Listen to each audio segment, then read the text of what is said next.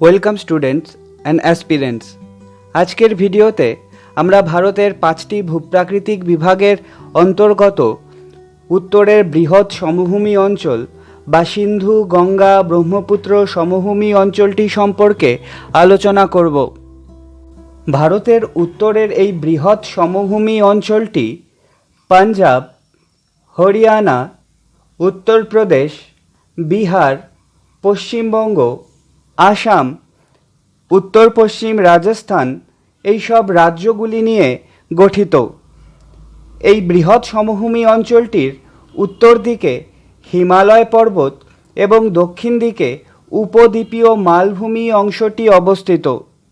এই সমভূমির পূর্ব দিকে উত্তর পূর্বের উচ্চভূমি বা পূর্বাচল অবস্থিত। ভারতের দক্ষিণের উপদ্বীপীয় মালভূমি অঞ্চলটি প্রাচীন গন্ডোয়ানাল্যান্ড মালভূমির অন্তর্গত। এই উপদ্বীপীয় মালভূমি অঞ্চলটি ভারত তথা পৃথিবীর অন্যতম প্রাচীন ভূখণ্ডীয় অংশ। উপদ্বীপীয় মালভূমি অঞ্চলটির উদ্ভবের বহু পরে উত্তরের পার্বত্য অঞ্চল অর্থাৎ হিমালয় পর্বতের উত্থান ঘটে। ক্রেটেসিয়াস থেকে সেনোজোয়িক যুগের মধ্যে হিমালয় পর্বতের উত্থান ঘটে।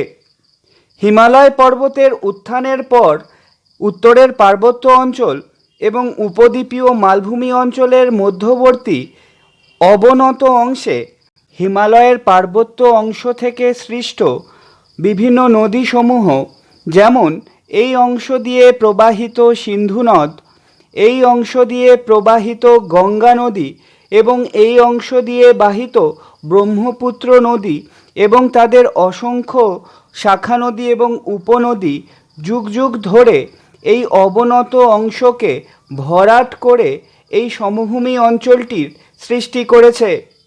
অর্থাৎ প্রকৃতিগত দিক থেকে উত্তরের এই সমভূমি অঞ্চলটি সিন্ধু, গঙ্গা ও ব্রহ্মপুত্র নদী দ্বারা গঠিত একটি সঞ্চয়জাত সমভূমি। উত্তরের এই সমভূমি অঞ্চলটিকে 4টি আঞ্চলিক বিভাগে ভাগ করা যায়, যথা পাঞ্জাব, হরিয়ানা ও দিল্লি এবং উত্তরপ্রদেশের পশ্চিমাংশ নিয়ে গঠিত পাঞ্জাব সমভূমি বা সিন্ধু শতদ্র সমভূমি, উত্তরপ্রদেশের পশ্চিমাংশ থেকে উত্তরপ্রদেশ, বিহার এবং পশ্চিমবঙ্গ নিয়ে গঠিত গাঙ্গেয় সমভূমি, পূর্ব দিকে আসাম, মেঘালয় ও ত্রিপুরার অংশবিশেষ নিয়ে গঠিত ব্রহ্মপুত্র সমভূমি এবং চতুর্থ বিভাগটি হল আরাবল্লী পর্বতের, এই অংশে আরাবল্লী পর্বত রয়েছে, আরাবল্লী পর্বতের উত্তর ও পশ্চিম অংশ নিয়ে গঠিত রাজস্থানের মরু অঞ্চল। তাহলে উত্তরের সমভূমি অঞ্চলটির 4টি বিভাগ হল পাঞ্জাব, হরিয়ানা ও দিল্লি নিয়ে গঠিত পাঞ্জাব সমভূমি বা সিন্ধু শতদ্র সমভূমি, উত্তরপ্রদেশ, বিহার, পশ্চিমবঙ্গ নিয়ে গঠিত গাঙ্গেয় সমভূমি, আসাম, অরুণাচল, মেঘালয় ও ত্রিপুরা নিয়ে গঠিত ব্রহ্মপুত্র সমভূমি এবং রাজস্থানের উত্তর পশ্চিমাংশ নিয়ে গঠিত রাজস্থানের মরুভূমি অঞ্চল। এবারে আমরা উত্তরের বৃহৎ সমভূমি অঞ্চলের 4টি আঞ্চলিক বিভাগ সম্পর্কে সবিস্তারে জানব। সবার প্রথমে পাঞ্জাব হরিয়ানা সমভূমি বা সিন্ধু শতদ্র সমভূমিটি সম্পর্কে জানি। পাঞ্জাব হরিয়ানা সমভূমিটি সিন্ধু ও তার 5টি উপনদীর সঞ্চয় কার্যের ফলে গঠিত হয়েছে। এই অংশ দিয়ে সিন্ধু নদ প্রবাহিত হয়েছে। এই অংশ দিয়ে বিতস্তা বা ঝিলাম, এই অংশ দিয়ে চন্দ্রভাগা বা চেনাব নদী, এই অংশ দিয়ে ইরাবতী বা রাভি নদীটি, এই অংশ দিয়ে বিপাশা এবং এই অংশ দিয়ে শতদ্র নদীটি প্রবাহিত হয়েছে। পাঞ্জাব হরিয়ানা সমভূমিটি সিন্ধু ও তার 5টি উপনদী যথা শতদ্র বা সুতলাজ, বিপাশা, রাভি বা ইরাবতী, চন্দ্রভাগা বা চেনাব, ঝিলাম বা বিতস্তা এবং সিন্ধুর সঞ্চয় কার্যের ফলে গঠিত হয়েছে। পাঁচটি নদীর সঞ্চয় কার্যের ফলে পাঞ্জাব সমভূমিটি গঠিত বলে পাঞ্জাবকে পঞ্চ নদীর দেশও বলা হয়। এই সমভূমির অন্তর্গত দুটি নদীর মধ্যবর্তী সমতল ভূভাগকে দোয়াব বলা হয়। সিন্ধু ও ঝেলাম নদীর মধ্যবর্তী এই অংশটি বা দোয়াব অঞ্চলটি সিন্ধ সাগর দোয়াব। ঝেলাম ও চেনাব বা চন্দ্রভাগা নদীর মধ্যবর্তী এই অংশটি চাঁচ দোয়াব। চেনাব ও রাভি নদীর মধ্যবর্তী এই অংশটি রচনা দোয়াব। রাভি ও বিপাশার মধ্যবর্তী এই অংশটি বারি দোয়াব এবং বিপাশা ও সুতলাজ বা শতুদ্র নদীর মধ্যবর্তী এই অংশটি বিস্ট দোয়াব নামে পরিচিত। তাহলে সিন্ধু ও ঝেলাম নদী বা বিতস্তা নদীর মধ্যবর্তী অংশটি সিন্ধ সাগর দোয়াব। বিতস্তা বা ঝেলাম ও চন্দ্রভাগা বা চেনাবের মধ্যবর্তী অংশটি চাঁচ দোয়াব। চেনাব ও রাভির মধ্যবর্তী অংশটি রচনা দোয়াব। রাভি ও বিপাশার মধ্যবর্তী অংশটি বারি দোয়াব এবং বিপাশা ও শতুদ্রর মধ্যবর্তী অংশটি বিস্ট দোয়াব নামে পরিচিত।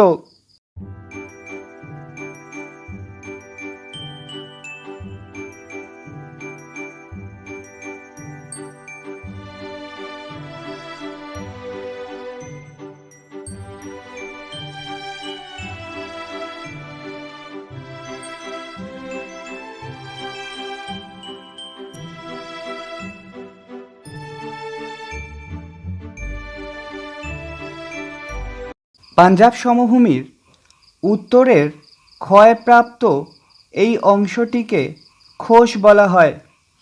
পাঞ্জাব সমভূমির উত্তরের ক্ষয়প্রাপ্ত অংশটি খোস নামে পরিচিত। পাঞ্জাব সমভূমির নদী তীরবর্তী পলি গঠিত সমতল ভূভাগকে বা প্লাবন ভূভাগকে বেট বলা হয়। নদী তীরবর্তী অপেক্ষাকৃত নবীন পলিমাটি দ্বারা গঠিত প্লাবন ভূমিকে পাঞ্জাবে বেট বলা হয়।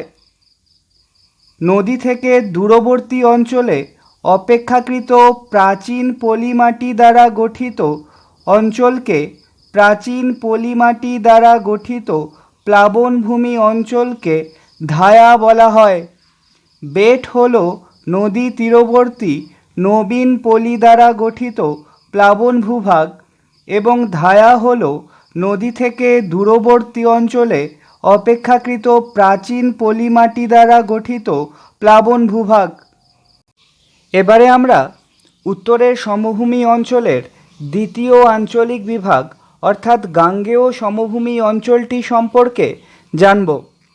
গাঙ্গেয় সমভূমি অঞ্চলটিকে তিনটি উপবিভাগে ভাগ করা যায়, যথা দিল্লি এবং উত্তরপ্রদেশের পশ্চিমাংশ নিয়ে গঠিত উচ্চ গাঙ্গেয় সমভূমি, উত্তরপ্রদেশের পূর্বাংশ ও বিহারের পশ্চিমাংশ নিয়ে গঠিত মধ্য গাঙ্গেয় সমভূমি এবং বিহারের পূর্বাংশ এবং পুরুলিয়া বাদে পুরো দক্ষিণবঙ্গ নিয়ে গঠিত নিম্ন গাঙ্গেয় সমভূমি। তাহলে গাঙ্গেয় সমভূমির তিনটি উপবিভাগ হল উচ্চ গাঙ্গেয় সমভূমি, মধ্য গাঙ্গেয় সমভূমি এবং নিম্ন গাঙ্গেয় সমভূমি। গাঙ্গেয় সমভূমি অঞ্চলটি গঙ্গা, যমুনা, কোশি, ঘরঘরা, গণ্ডক, সোন এই সমস্ত নদীর সঞ্চয় কার্যের ফলে গঠিত। গাঙ্গেয় সমভূমির উত্তরাংশে অবস্থিত শিলাখণ্ড, বালি, নুড়ি, কাকর দ্বারা গঠিত অনুর্বর অঞ্চলটিকে ভাবর বলা হয়। এই ভাবর অঞ্চলটি উত্তরবঙ্গ ও আসামে ডুয়ার্স নামে পরিচিত। গাঙ্গেয় সমভূমির উত্তরের শিলাখণ্ড দ্বারা গঠিত অনুর্বর ভাবর অঞ্চলের দক্ষিণে যে নিম্ন জলাভূমির সৃষ্টি হয়েছে সেই অংশটিকে তরাই বলা হয়। ভাবর ও তরাইকে এইভাবে ব্যাখ্যা করা যেতে পারে। আমরা জানি গাঙ্গেয় সমভূমির উত্তরে রয়েছে হিমালয়ের পার্বত্য অঞ্চল। ধরে নিলাম এটা হিমালয়ের পার্বত্য অঞ্চল। পার্বত্য অঞ্চলে ভূমির ঢাল খুব খাড়া হয়। পার্বত্য অঞ্চলে ভূমির ঢাল খাড়া হওয়ায় এখানে নদীর ক্ষয় ক্ষমতা এবং বহন ক্ষমতা খুব বেশি থাকে। তাই পার্বত্য অঞ্চলে নদী পর্বতগাত্রকে ক্ষয় করে এবং ক্ষয়জাত শিলাখণ্ডকে পরিবহন করতে পারে। কিন্তু যখনই নদীগুলি পার্বত্য অঞ্চল ছেড়ে সমতল ভূভাগে চলে আসে তখন ভূমির ঢাল হঠাৎ কমে যায়। তখন নদীর ক্ষয় ও বহন করার ক্ষমতাও হ্রাস পায়। এর ফলে পার্বত্য অঞ্চল থেকে বাহিত শিলাখণ্ড, নুড়ি, পলি, বালি ইত্যাদি সমতল অংশের এই জায়গায় সঞ্চিত হতে থাকে। ঠিক একই রকমভাবে হিমালয়ের পার্বত্য অঞ্চল থেকে বাহিত নদীসমূহ যখন এই সমতল ভূভাগে চলে আসে তখন নদীর বহন ক্ষমতা হ্রাস পায় বলে নদীবাহিত শিলাখণ্ডগুলি এই অংশে জমা হয়ে ভাবর অঞ্চলটি গঠন করেছে। এই ভাবর অঞ্চলটি শিলাখণ্ড দ্বারা আবৃত হওয়ায় এখানে নদী অদৃশ্য হয়ে যায়। তারপরে ভাবরের পরবর্তী অংশে এই অংশে চাপা পড়া জল খুব দ্রুত এই অংশে ছড়িয়ে পড়ে। তার ফলে এখানে একটি জলাভূমির সৃষ্টি হয়। এই জলাভূমিটি হল তরাই অঞ্চল। গাঙ্গেয় সমভূমি অঞ্চলে নদীর তীরবর্তী অপেক্ষাকৃত নবীন পলিমাটি দ্বারা গঠিত প্লাবন ভূভাগকে খাদার বলা হয় এবং নদী থেকে দূরবর্তী অঞ্চলে পুরাতন পলিমাটি দ্বারা গঠিত প্লাবন ভূমিকে ভাঙার বলা হয়। তাহলে খাদার হল উচ্চ গাঙ্গেয় সমভূমির অন্তর্গত নদী তীরবর্তী অপেক্ষাকৃত নবীন পলিমাটি দ্বারা গঠিত প্লাবনভূমি অঞ্চল এবং ভাঙার হল নদী থেকে দূরবর্তী অপেক্ষাকৃত প্রাচীন পলিমাটি দ্বারা গঠিত প্লাবনভূমি অঞ্চল।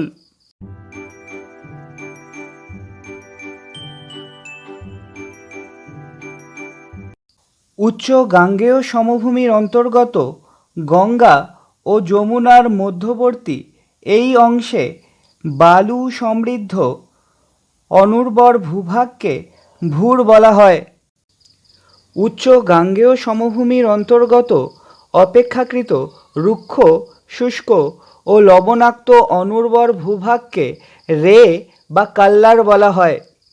অত্যাধিক জলসেচের কারণে ভৌমজল অত্যাধিক পরিমাণে উত্তোলিত করে এই অঞ্চলে জলসেচ করার কারণে এখানে মাটিতে লবণাক্তের পরিমাণ বৃদ্ধি পেয়েছে, যার ফলে রে বা কাল্লার অঞ্চলটি সৃষ্টি হয়েছে। এবারে আমরা উত্তরের বৃহৎ সমভূমি অঞ্চলের তৃতীয় আঞ্চলিক বিভাগ অর্থাৎ ব্রহ্মপুত্র সমভূমি অঞ্চলটি সম্পর্কে জানব। এই অঞ্চলটি ব্রহ্মপুত্র ও তার প্রধান দুই উপনদী যথা লোহিত ও দিবংয়ের মিলিত সঞ্চয় কার্যের ফলে গঠিত হয়েছে। এই অঞ্চলটিতে ভূমিভাগের বিস্তার কম এবং নদীর জলপ্রবাহের পরিমাণ বেশি, তাই এই অঞ্চলটি ভারতের সর্বাধিক বন্যাপ্রবণ অঞ্চল। ব্রহ্মপুত্র নদের মাজুলি ভারত তথা পৃথিবীর বৃহত্তম নদী গঠিত বদ্বীপ। এই মাজুলিটি 2004 সালে ইউনেস্কো ওয়ার্ল্ড হেরিটেজের আখ্যা পায়। এবারে আমরা উত্তরের সমভূমি অঞ্চলের চতুর্থ আঞ্চলিক বিভাগ অর্থাৎ রাজস্থানের মরু অঞ্চলটি সম্পর্কে জানব। রাজস্থানের মরু অঞ্চলটির পূর্ব দিকে আরাবল্লী পর্বত অবস্থিত, যা একটি ক্ষয়জাত পর্বত। এই আরাবল্লী পর্বতের পশ্চিমের এই অংশটি আরাবল্লী পর্বতের পশ্চিমের এই সমপ্রায় ভূমি অংশটি বাগার নামে পরিচিত। বাগারের দক্ষিণ দিকে লুনি নদীর তীরবর্তী প্লাবনভূমি অঞ্চলটি রোহি নামে পরিচিত। রোহি হল রাজস্থানের মরু অঞ্চলের লুনি নদীর প্লাবনভূমি অঞ্চল, অর্থাৎ একমাত্র কৃষিযোগ্য ভূমিযুক্ত অঞ্চল।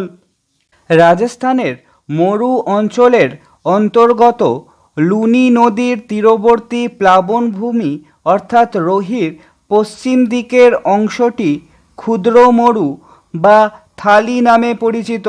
রোহির পশ্চিম দিকের অংশ থালি বা ক্ষুদ্র মরু নামে পরিচিত। থালির পশ্চিম দিকের অংশটি শিলাখণ্ড ও বালু দ্বারা গঠিত। এই অঞ্চলটিকে হামাদা বলা হয়। হামাদা হল থালির পশ্চিম দিকের শিলাখণ্ড দ্বারা গঠিত মরুপ্রায় অঞ্চল। হামাদার পশ্চিমে শুধুমাত্র বালু দ্বারা গঠিত রুক্ষ শুষ্ক অঞ্চলটি মরুস্থলী নামে পরিচিত। এই মরুস্থলী হল ভারতের থর মরুভূমি। মরুস্থলী অঞ্চলের চলমান বালিয়াড়িগুলিকে ধ্রিয়ান বলা হয়।